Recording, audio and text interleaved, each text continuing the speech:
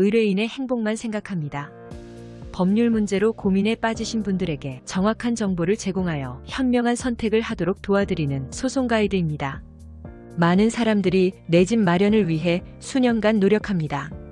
그리고 마침내 꿈에 그리던 아파트에 입주하게 되면 기대가 크기 마련이죠.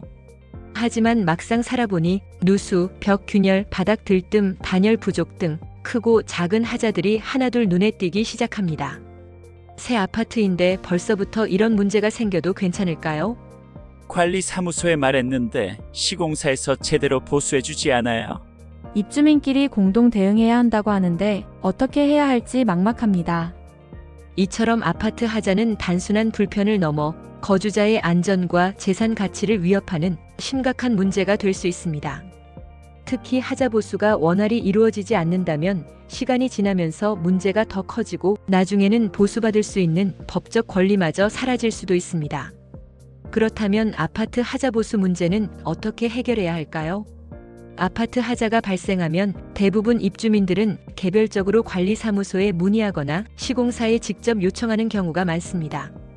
하지만 시공사가 적극적으로 보수를 해주지 않거나 보수를 미루다가 하자담보 책임 기간이 지나면 법적으로 책임을 회피하는 경우도 있습니다. 그렇다면 시공사는 하자보수 책임이 없을까요? 법적으로 시공사는 하자보수를 해야 합니다. 대한민국 집합건물법과 공동주택관리법에서는 시공사가 일정 기간 동안 하자에 대한 보수 책임을 지도록 규정하고 있습니다. 하자담보 책임 기간은 하자 종류에 따라 보수 책임 기간이 다릅니다. 건물의 뼈대, 기초, 지반 등의 내력 구조부는 10년, 철근, 콘크리트, 철골 공사, 지붕 방수 공사 등은 5년, 조경, 창호, 난방, 급배수 등 기능 미관 관련 하자는 3년, 타일, 벽지, 마감 공사 등은 2년입니다. 즉, 이 기간 안에 하자가 발생하면 시공사가 반드시 보수를 해야 합니다. 하지만 시공사가 이를 미루거나 거부할 경우 입주민들은 법적 대응을 고민해야 합니다. 시공사가 하자 보수를 거부하거나 미루는 경우, 보수했지만 동일한 하자가 반복되는 경우, 하자 보수 기간 내에 문제가 해결되지 않는 경우에는 소송을 고려해야 할 것입니다.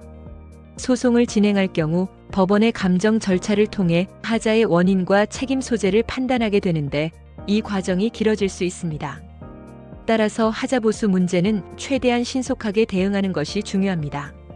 아파트 하자보수 문제는 복잡하지만 법적으로 충분히 해결할 수 있는 방법이 있습니다. 전문가 상담을 통해 빠르고 정확하게 대응하세요. 소송 가이드는 법률적으로 문제가 될 수 있는 부분에 관해 상세히 설명을 드리고 그 해결책에 관하여 근거 법령 및 관련 법령을 제시하는 길잡이를 해드립니다. 항상 노력하는 자세로 의뢰인의 이익을 최우선하는 모습을 보여드리겠습니다. 소송에 대한 자세한 상담을 원하신다면 변호사 상담 신청을 누르시고 더 많은 정보를 보고 싶으시다면 소송 가이드 카페를 방문하시면 됩니다. 내용이 마음에 드셨다면 구독과 좋아요, 알림 설정 부탁드립니다. 더 좋은 내용으로 찾아오겠습니다. 꼭 승소할게요.